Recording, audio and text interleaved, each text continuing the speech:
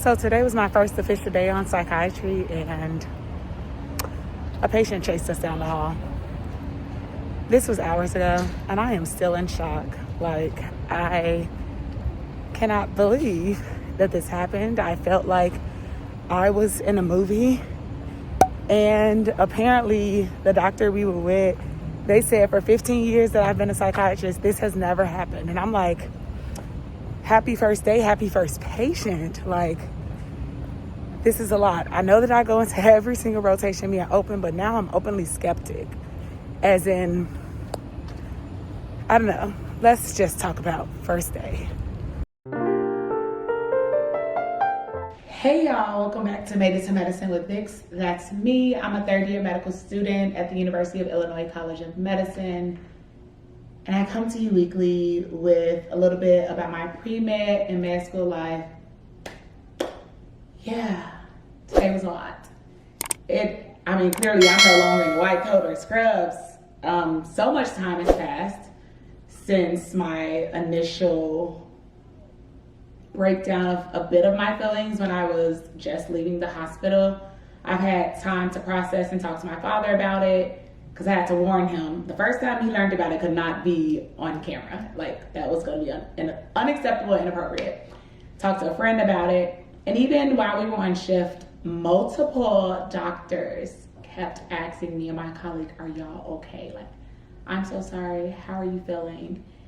And I understand that a lot that goes on the psychiatry unit, it's different, right? Like, sometimes these patients are not in touch with reality, and it's not personal, it's mental illness, and I get that, but also, because both can be true, it's scary to be told that this will be a good patient to learn from, and you don't even enter the room, and it turns into me running or like skedaddling down the hall to get to safety. So I'm going to tell you some things that you need to do when you're on your psychiatry rotation to keep yourself safe. Let me paint the scene for you. When you go to the hospital on any other floor, you have the nurses station at the front of the floor and all the patient rooms. Nurses station is just out in the open for if you're on the medicine floor, even obstetrics floor, gynecology, whatever you think of it, neurology, the floor is open. For psychiatry, it is not. It is a locked unit. For some patients, you could be fearful of elopement. So basically, if you heard of someone eloping to get married, they escape and they get married without anyone knowing. That's what we fear with some of these patients. And so it is a locked unit. When you come in, there are two sets of doors, and the second set of doors will not open until the first set is closed. You need keys for everything, or your ID badge to get in everywhere. We even were giving keys today, and on it is an alarm. So if you ever feel like you're in a pickle or you're in a hazardous situation, press the button and a siren's going to go off, and it's going to alert people like, okay, where is this sound coming from, and we need to get someone to safety. I accidentally clicked it today. Another one of my colleagues accidentally clicked it today because I just didn't know. But there's a way to disable it as well. And so in this situation, with the patient like chasing us down the hall and yelling names at the physician, as we were skedaddling away, we never turned our back towards the patient. Well, the physician never turned their back towards the patient. Initially, I did have my back, but I'm like, look, I'm a mimic and mock everything that somebody else is doing. So when they were looking at the patient and like skedaddling backwards, I'm like, oh, I should probably stop looking over my shoulder and actually look at the patient who's coming towards us. So we're like going backwards like this. And someone had seen us, and so they opened up the secure door and let us through. And I was just like, I guess like every time I talk about it, my heart rate increases just because I really felt like I was in a movie. I felt like I was having an outer body experience, because there is no way that this is happening on my first day. This is no way this is happening after I said, like, I'm going to be open and, like, you know, I already pretty much know what I'm going to apply. But I'm like, you know, let's just stay open. Because, I mean, regardless, like, I understand I wasn't in extreme danger, but I'm a little person. Like, I'm short and I am petite. And for those reasons, I often fear that my strength is not enough if I'm at harm, or, you know, if I'm in a precarious situation. I don't always feel like I could physically get myself out, which makes things complicated for me. Also, it was just, I'm going in thinking it's going to be a great learning experience. I left out not learning anything that could help me for the exam, or help to remind me of certain cues when interviewing patients in the future, but learning a lot of things safety wise. Never have your back towards a patient when you're in the hallway. Do not stand in the center of the hall. You need to always stand with your back against the wall. That way you can see what's going on around you at all times. Always identify the exits. You need to know your way out any and every time. Whenever you're in a patient room, never let a patient be in between you and the door, because that door is your exit. That is your way out. And safety first. Yes, patient care is important, but I can't care for you if I am not safe, okay? Make sure all doors are closing behind you. Don't just, you know, think it's gonna close. Someone could be trying to slip in right behind you. Just be super aware. And if you feel like something is off and I really like the way the physician said it, and you don't have the lexicon to explain your feelings, trust your gut. Your gut, most times, is not wrong. And it'll let you know, like your sympathetic nervous system is going to kick in, your fight or flight, and let you know, I need to get out of here. I can't explain it. I don't need to explain it, but I need to go. So in that instance, leave, right? And you can briefly say something as you're backing away. Try not to look nervous or scared, because you don't want to tip someone off if they are having, or if they're psychosis or having a psychotic break, or if they are having delusions or hallucinations. You don't want to do anything that'll set the patient off. And I just had my visit about my ADHD. I have to meet every 3 months since I'm on a stimulant, and that is a controlled medication. So we meet every 3 months, and clearly it's a psych nurse. And I was telling her about the day, and I was like, girl, this stressed me out. Like, I was not prepared for my first day to go down like this. And so she gave me even more things. She's like, don't wear a lanyard, because that can be a choking hazard. And I was like, what? Everyone there wears lanyards. I didn't even have a lanyard on. I always clip my ID on. But today, with my keys, I was like, oh, I should wear a lanyard. She was like, no. Only wear a lanyard if it's the kind that clips off, like you could easily unsnap it or something. But even with that, that's still a choking hazard. So yeah, I won't be wearing that. Those keys will still go in my pocket. Cool. Don't wear your hair in a ponytail. And I was like, oh, my hair's in a ponytail right now. And she was like, no, well, your hair's in a bun. If it's in a ponytail, though, that's literally giving room for someone to controllably grab, and things can happen. What else? I think those, and a necklace. I was like, dang, everything you said, I feel like I'm a walking red flag.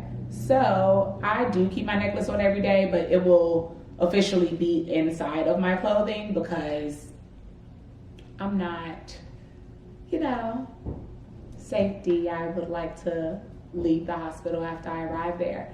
But there are some good things that the hospital offers, and when patients come in, they can have same-day admission, and also same-day, if it's for suicide prevention, there's a special clinic where they can go to and get same-day care to see how to decrease the risk of self-harm. And quickly understanding that I don't know as much psychiatry as I thought I did, and I need to review a little bit tonight. Like some acronyms that we use, SI, that's suicidal ideation, and HI, homicide ideation. Never heard of that before. And I was like, let me clarify, that means to someone else. And my colleague was like, yeah. And I'm like, yeah, I know what the word homicide means, but just things that I wasn't really I won't say familiar with, but just hadn't thought of. And for my beginning rotations, I was sitting there thinking, like, having failed surgery, what did I do to get away from my baseline that made me so successful in the beginning? I had a case files book is pertinent cases for each rotation. So I used it for family medicine. I used it for OB-GYN. I used it a little bit for peds, and I used it very, very little for neurology. So for neuroscience, I only read like maybe 3 cases. So I'm gonna see, I know I don't have one on my bookshelf. At least I don't think I do. I don't think I have one on my bookshelf. So I'm going to see if I can find a book in my library, and because I'm like, those are gonna be the bread and butter cases of psychiatry, which will help me to thrive. The goal is to honor this rotation. So we're gonna see how far we get. The pass level for this exam is the highest of them all. And I high passed my last rotation, and I also high passed medicine. So the goal is to honor this one, and then when I redo surgery, I cannot honor it because as a repeater, you can't get the highest marks, which is like, okay. So the goal will be to high pass that, and that will be 3 high passes, an honor, and I'm missing something, 2 or 3 passes. Because I typically high pass clinically, but the exam, I be second guessing myself. And so my score, like for family medicine, I was 1 point away from high passing. And for OB-GYN, I was 2 points away from high passing. But, you know, first 2 rotations, but we're just gonna do better getting this in the books. But I'm gonna take y'all with me for the whole week. You're gonna see how my first week of psychiatry is going. They definitely said it's super chill like derm, but less pay.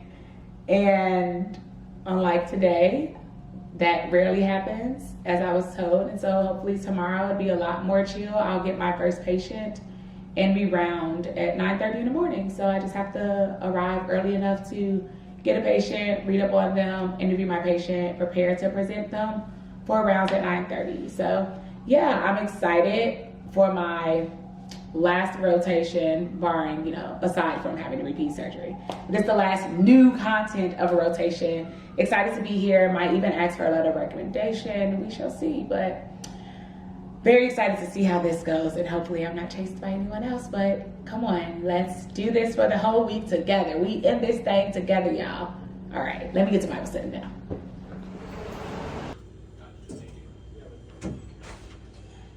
First team to leave the hospital, and I'm heading out to my physical therapy appointment. Let me give y'all an update as I walk over there. All right, so today was so much better than yesterday.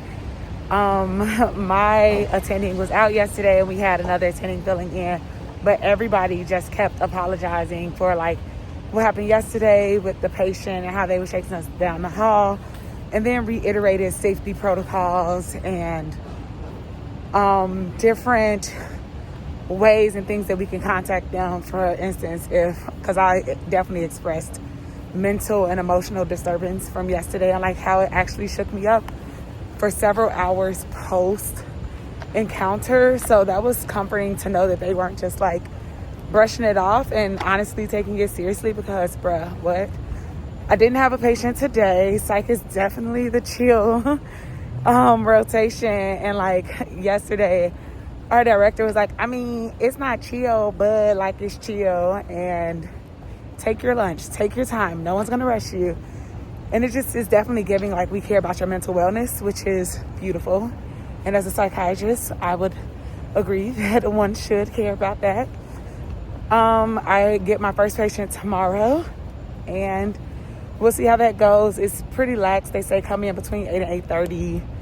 We have rounds together with the team, and it's, oh, not a drop of water, just, okay, bruh. My hair is blown out. I cannot get it wet. What the heck? Ugh. Now I'm annoyed. All right.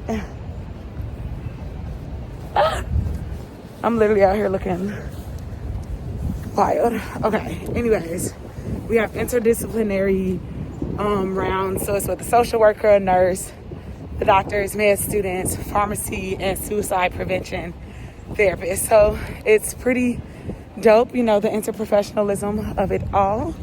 I have physical therapy in like an hour. So I'm about to sit over here in the College of Medicine and study, and then go to PT, and then hang out with my bestie. All in all, day 2 was successful and very uneventful. Exactly how I prefer. First things first, upon entering into the workplace, computers are very scarce here, and you cannot use your laptop unless you get remote access. It's very complicated at the VA. So I first come in and sit down on that initial computer, check in to see any updates on my patients, write down any notes before I am off to go see them, and drop my belongings off in the residence lounge. Day 3, mornings complete. I've written my notes. This electronic medical record system is so different than Epic. It's taking me much longer to write these notes, and I still need to do a little bit more research on my patient, but I need to go eat, so let's go do that. Something I thought of today was looking at the commonalities in so many of the patient population with the drug use disorders, and how veterans do have things set up pretty well. They're like, they will immediately gain access to the psychiatric unit, where if some of them, you know, need some type of temporary housing, there's a big interprofessionalism with psychiatry at the Veteran Affairs Hospital, where there's a recreation therapist, social worker, a pharmacist. Who else did we have? We have physician assistants, obviously nurses. And there's someone else, it's slipping my mind right now, but they have access to so many different things in their programs, where if they have substance use disorder, there's a program geared towards that. If, you know, they need some type of financial stability as like literacy, because they do get these checks, then they can set them up with a guardianship, which, you know, some people may feel a way about it, but what I learned over the past few days is that it is very sad to have fought for a country and then come back and predatory behavior is going on with you, as in people trying to like rob you for your money or use you for the housing that you get through the government, where you don't even have to pay for it since you are a veteran and you served. So I just found myself like just thinking a little bit more on that, like, you give up so much, and I wonder, do they let people know this? Like, you know, with medications, you hear all of the adverse effects, or what it could put you, like when you have a health concern, you hear what it could put you at risk for if you don't get it treated, or if you do get it treated, here are the risks. You know, you get the pros and the cons, but majority of the veterans at the hospital are Vietnam veterans, so they could have been drafted. And some of them willingly went, some of them did not willingly go. But were they told, here's a cause, this is the effect? Like, okay, yeah, we've all heard of PTSD, post-traumatic stress disorder, but what does that look like? People are having night terrors. People are having paranoia, extreme depression, extreme anxiety, and leading to like psychosis. And it's just like, I wonder, were they given the manual and saying like, here are the things that could potentially occur with you going to war, with you going to combat, with you seeing people dying around you, or with you ending lives around you? Like, were they really aware?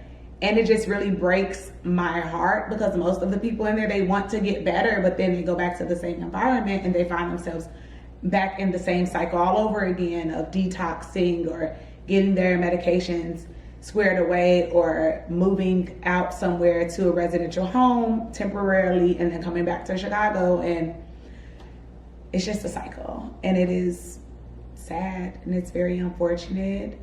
I can see why psychiatrists are extremely empathetic, as they should be, as honestly any physician should be, and honestly any person should be, because like, come on, give everybody a break.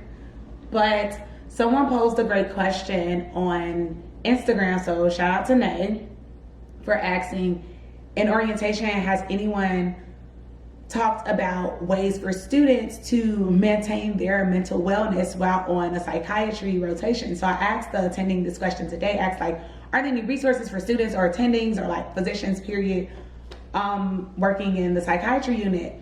And my attending was like, oh yeah, for staff here or faculty here, they have like an hour of meditation, yoga, Pilates, you know, prayer rooms, all these things. And I was like, oh, that's awesome. What about for students? And they were like, I actually don't think there's anything for the students. So I'm going to ask, is there anything that's in place for a student who could, like the other day, that was a very traumatic event for me. And I know that the way I wrote it, because I didn't give a lot of detail, people were laughing at it and thought it was funny. But honestly, I was really, really shaken up for hours after it occurred, because yes, you hear of things happening with psychiatric patients, but for that to not just be my first day, but my first patient, and for me to be chased down the hallway and not knowing if a patient was going to get through the secure doors or not and cause harm to me or the team, was anxiety inducing. And I think it was great that the staff kept checking in on me and my colleagues to say, how are you all doing? I'm so sorry this happened. I think that's great, but also I think a debriefing probably needed to happen, at least for us to have the opportunity to truly express ourselves beyond, yes, that was scary and I didn't anticipate that, and being in shock a little. So like moving forward, how, if in the event that something like this happens again or something else, what are ways that the institution can protect me or support me while I'm on this rotation? So again, thank you so much for asking that question, because that's something I did not think of. I think that I will learn a lot and grow a lot while on this rotation, which I'm very grateful for. But I 110% will not be a psychiatrist. So y'all can take that off the list. I don't think anyone's ever guessed that that's the field that I'm going into, but I can tell you for sure it is not. Yeah, tomorrow's match day. My friends, it's match week 2025.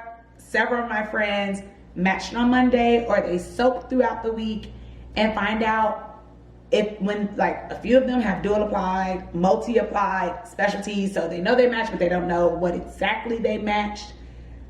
And tomorrow they find out where they are going to have their first doctor job. I'm so excited for them. I'm so happy for them. And this is literally going to be me next year. So like, I thought I would have felt bitter and really like sad and down because this was my original match week, but I'm not. I'm for the people. I'm always rooting for the team. And so shout out to my friends. Like, I'm really hoping that they're going to be like in Chicago or Chicagoland for selfish reasons, obviously, because I'm still here and I want to match here too, because Chicago is home and heart is where the home is, or home is where the heart is. I think that's it. But yeah, I'll keep y'all posted on all of that. I'll definitely just probably make a TikTok for that. I ain't making a real video because that's not about, my journey. But yeah, thanks for watching. And this rotation will be something, and I'll be sure to take y'all along with me every single step of the way. If there's anything in specific that you'd like to know about the rotation or about my experience thus far in medical school, please be sure to leave a comment down below. Don't forget to hit that like button, share, subscribe. See y'all next week. Bye.